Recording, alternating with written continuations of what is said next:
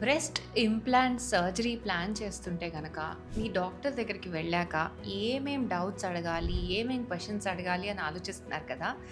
నా ఓపీడీలో నా పేషెంట్స్ ఎక్కువగా అడిగే క్వెషన్స్ చెప్తాను. దాన్ని బట్టి మీరు కూడా డిసైడ్ చేసుకోండి. హలో! నేను doctor Deepti, consultant plastic surgeon, eternal aesthetics. First of all పేషెంట్‌కి బ్రెస్ట్ ఇంప్లాంట్‌కి వెళ్ళండి, ఇంక్రీజ్ చేసుకోవడానికి బ్రెస్ట్ సైజ్ అని చెప్పంగానే చాలామంది షాక్ అయిపోతారు. అదేంటి సర్జరీ ఒక్కటే మెథడా? ఇంకా వేరే ఏం పద్ధతులు లేవా? మాకు మెడిసిన్స్ ఇవ్వండి కదా మేడం అని చెప్తారు. నేను మళ్ళీ గట్టిగా చెప్తున్నాను.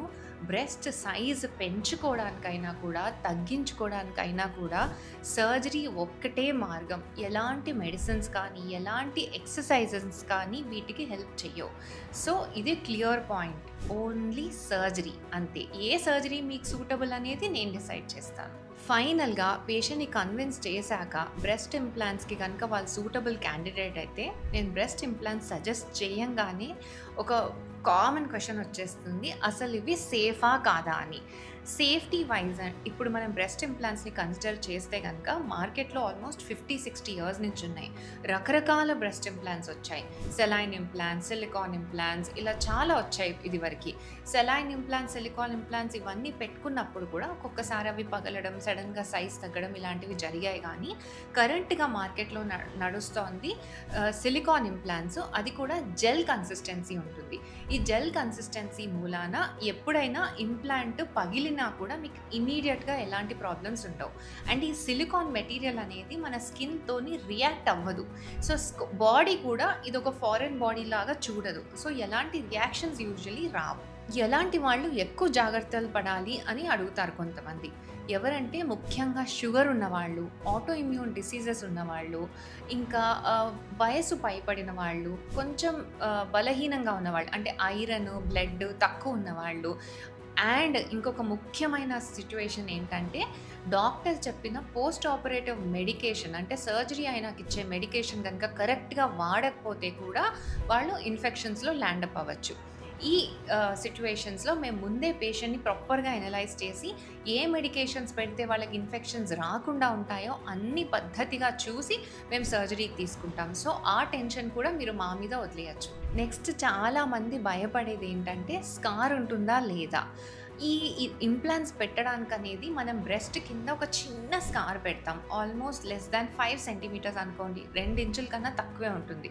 అండ్ అది ఎంత సన్నగా ఉంటుందంటే ఇంప్లాంట్ పెట్టేశాక అంతా మానిపోయాక సుమారు 3-4 నెలల తర్వాత మీకు అసలు ఆ స్కార్ 99% కనిపించదు. సో, ఇది బ్రెస్ట్ కింద ఉండడం మూలాన మీరు రేపు ఫ్యూచర్‌లో స్విమ్ సూట్ అలా వేసుకోవాల్సిన పరిస్థితి ఉన్నా కూడా అబ్సల్యూట్‌లీ కన్సీల్ అయిపోతుంది. చాలా కేసెస్‌లో 6 నెలలు దాటినాక అసలు నేను అది కనపడకుండా ఉండడమే చూశాను. ఇంకొక క్వెషన్ కామన్‌గా అడిగేది ఏంటంటే అసలు ఈ బ్రెస్ట్ ఇంప్లాంట్స్ ఎన్నేళ్ళు ఉంచుకోవచ్చు?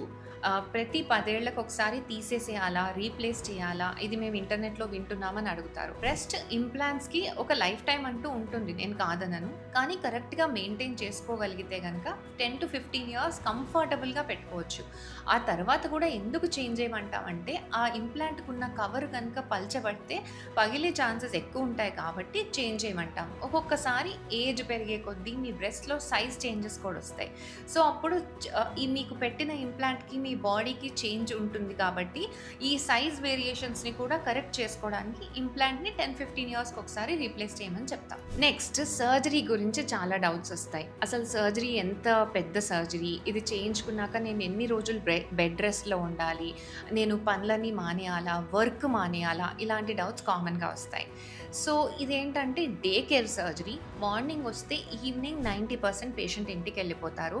అండ్ అంతా నార్మల్‌గా జరిగిపోతే గనక పేషెంట్‌కి ఎలాంటి రికవరీ టైం అంటూ ఉండదు. ఎందుకంటే ఇది బ్రెస్ట్‌లో చేసే సర్జరీ కాబట్టి మీ మూవ్‌మెంట్స్ కానీ, మీ మొబిలిటీని కానీ ఎక్కడ కన్‌స్ట్రిక్ట్ చేయదు.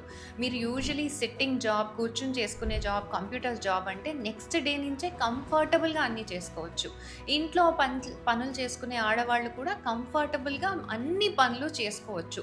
మరీ హెవీ లిఫ్టింగ్ అలాంటివి కొంచెం ఇబ్బంది పడొచ్చేమో కానీ మిగతా అన్ని రొటీన్ పనులు చేసుకోవచ్చు. ఒక్కొక్కసారి మజిల్ కింద ఇంప్లాంట్ పెడతాం. అలాంటి పరిస్థితుల్లో చేతుల్ని మరీ పైకి లేపొద్దని చెప్తాము ఒక 2 months. సో మీరు కిచెన్ నుంచి ఏమైనా సామాన్లు తీసేది ఉన్నా ముందే ప్లాన్ చేసుకొని అన్నీ మీ హెడ్ హైట్కి పెట్టుకొని అలా తీసుకోగలిగితే బెటర్. తల దూకోవడానికి కూడా మీరేమన్నా పద్ధతి పెట్టుకోవాలి. సర్జరీ అయినాక మేము ఎన్నిసార్లు రావాలి మిమ్మల్ని చూడటానికి? సర్జరీ అయినాక మీరు మ్యాక్సిమం 1 day తర్వాత ఒకసారి మాకు చూపించవచ్చు. మీరు వేరే ఊరు వాళ్ళైతే అంతా నార్మల్ ఉంటే కనుక మేము ఫొటోస్లో మేనేజ్ చేస్తాము. మీ ఫొటోస్లో మీ స్కార్స్ అవి చూస్తూ ఉంటాము. బాగుంది అంటే దీంట్లో కుట్లు తీయడము ఇలాంటివి ఏమీ ఉండవు. మీరు మీ ఊర్లోనే ఉండి కూడా మానిపోతుంది అది. సో మ్యాక్సిమం ఒక్కసారి మమ్మల్ని చూడటానికి ట్రై చేయండి. సర్జరీ అయిపోయినాక రిజల్ట్ ఎలా ఉంటుంది? ఆర్టిఫిషియల్ ఉంటుందా? పెట్టించుకున్నట్లు నా పార్ట్నర్కి తెలిసిపోతుందా? ఎంత న్యాచురల్ ఉంటుంది? టచ్ చేస్తే గట్టిగా ఉంటాయా? ఇలాంటి డౌట్స్ అడుగుతూ ఉంటారు. యాక్చువల్లీ ఇంప్లాంట్ అనేది ఇలా ఉంటుందండి. ఇది మనకి టచ్‌కి, ఫీల్‌కి చాలా న్యాచురల్ ఉంటుంది. Natural to normal breast. So implant ఇది లోపల పెట్టాక నార్మల్ బ్రెస్టా, ఇంప్లాంటా అనేది చెప్పడం కొంచెం కష్టమే. చూడటానికి కష్టమే, టచ్ చేసినా కూడా కష్టమే. ఎవరైనా డాక్టర్స్ మీరు ఏదైనా కన్సల్టేషన్‌కి వెళ్తే చెప్పగలుగుతారు కానీ నార్మల్ పీపుల్ చెప్పలేరు. ఇంకొకటి ఇది పెట్టుకోవడం మూలాన మీకు స్టార్టింగ్‌లో ఒక 2-3 months కొంచెం స్వెల్లింగ్ ఉండి గట్టిగా అనిపించచ్చు కానీ నార్మల్ టెక్స్చర్‌కి రావడానికి 2-3 months పడుతుంది. ఆ తర్వాత it will just look like normal breast. Post ప్రెగ్నెన్సీగా క్లీవేజ్ కనపడకపోవడము, సాగ్ అయిపోవడము బ్రెస్ట్, ఇవన్నీ కూడా ఇంప్లాంట్స్ కరెక్ట్ చేస్తాయా అని అడుగుతారు. చాలా కేసెస్లో మనం పోస్ట్ ప్రెగ్నెన్సీ జస్ట్ ఇంప్లాంట్స్తో కరెక్ట్ చేసుకోవచ్చు. కొన్ని కేసెస్లో ఇంకొంచెం టైట్నింగ్ ప్రొసీజర్స్ యాడ్ అవుతుంది. క్లీవేజ్ హైలైట్ చేయాలంటే కనుక ఈ బ్రెస్ట్ ఇంప్లాంట్తో పాటు కొంచెం ఫ్యాట్ ట్రాన్స్ఫర్ అని కూడా చేస్తాం. సో మీకు ఇంకా ప్రామినెంట్గా క్లీవేజ్ని హైలైట్ చేయొచ్చు. యంగ్ గర్ల్స్ అయితే ఇంప్లాంట్స్ పెట్టుకున్నాక, పెళ్ళైనాక పిల్లలు పుడితే పాలు ఇవ్వచ్చా? ఇది చాలా కామన్ క్వశ్చన్. ఖచ్చితంగా ఇవ్వచ్చు. ఇంప్లాంట్స్ అనేటివి మీ బ్రెస్ట్ గ్లాండ్కి బ్లడ్ సర్క్యులేషన్ కానీ, నర్వ్ సప్లైని కానీ డిస్టర్బ్ చేయవు. సో సెన్సేషను, మిల్క్ ప్రొడక్షను ఇవన్నీ మీరు ఇంప్లాంట్ పెట్టుకోకముందు ఎలా ఉంటుందో అలానే ఉంటుంది. అయితే లాక్టేషన్ టైంలో కొంచెం బ్రెస్ట్ సైజెస్ చేంజ్ అవుతూ ఉంటాయి. అది నార్మల్. తర్వాత మీరు లాక్టేషన్ అయిపోయినాక నార్మల్గా కూడా వచ్చేస్తాయి. దానికి ఇంప్లాంట్కి ఏ కనెక్షన్ ఉండదు. Post implant surgery exercises, gym ఇవన్నీ నార్మల్గా రొటీన్గా చేయొచ్చా? ఎస్, చేయొచ్చు. మజిల్ పైన ఇంప్లాంట్ పెడితే అయితే అబ్సల్యూట్లీ నార్మల్గా చేయొచ్చు. కొన్ని కేసెస్లో మజిల్ కింద పెట్టినప్పుడు మాత్రం కొంచెం ఈ పెక్టోరల్ మజిల్స్ యాక్టివేట్ చేసే ఎక్సర్సైజెస్ని కొంచెం కంట్రోల్ చేసి చేయమంటాం. మీకు ట్రైనర్ ఉంటే కనుక వాళ్ళకి ఇన్ఫార్మ్ చేస్తే బెటర్గా వాళ్ళు మీ ఎక్సర్సైజెస్ని మాడ్యులేట్ చేస్తారు. బ్రెస్ట్ ఇంప్లాంట్స్ పెట్టుకుంటే క్యాన్సర్ వస్తుందా? బ్రెస్ట్ ఇంప్లాంట్స్కి క్యాన్సర్స్కి డైరెక్ట్ కోరిలేషన్ ఉన్నట్లుగా పెద్ద స్టడీస్ ఏమీ లేవు. అయితే ఎవరికన్నా క్యాన్సర్ వచ్చే తత్వం ఉంటే కనుక వాళ్ళు ఇంప్లాంట్ పెట్టుకున్నా పెట్టుకోకపోయినా కూడా క్యాన్సర్స్ వస్తాయి. ఒక్క కైండ్ ఆఫ్ క్యాన్సర్ అనేది చాలా వెరీ మైన్యూట్ పర్సంటేజ్లో డిటెక్ట్ అయింది. అయినా అది కూడా టెక్స్చర్డ్ ఇంప్లాంట్స్తో ఎక్కువ డిటెక్ట్ అయింది. స్మూత్ సర్ఫేస్ అంటే ఈ సర్ఫేస్ మీద డిఫరెంట్ సర్ఫేసెస్ ఉంటాయి. స్మూత్ సర్ఫేస్ ఇంప్లాంట్ ఉంటే కనుక యూజువలీ క్యాన్సర్స్ 0%. అండ్ మనం చాలా మటుకి స్మూత్ సర్ఫేస్డ్ ఇంప్లాంట్సే వాడతాం. బ్రెస్ట్ ఇంప్లాంట్ సర్జరీ కాస్ట్ ఎంత అండ్ దీన్ని ఇన్సూరెన్స్లో ఇంక్లూడ్ చేయొచ్చా? బ్రెస్ట్ ఇంప్లాంట్ సర్జరీ అనేది మేము అడ్వైస్ చేసేది ఏంటంటే మీరు ఇంప్లాంట్ పిక్ చేసేది ఏదైతే ఉంటుందో అది ఖచ్చితంగా టాప్ కంపెనీవే పిక్ చేయండి.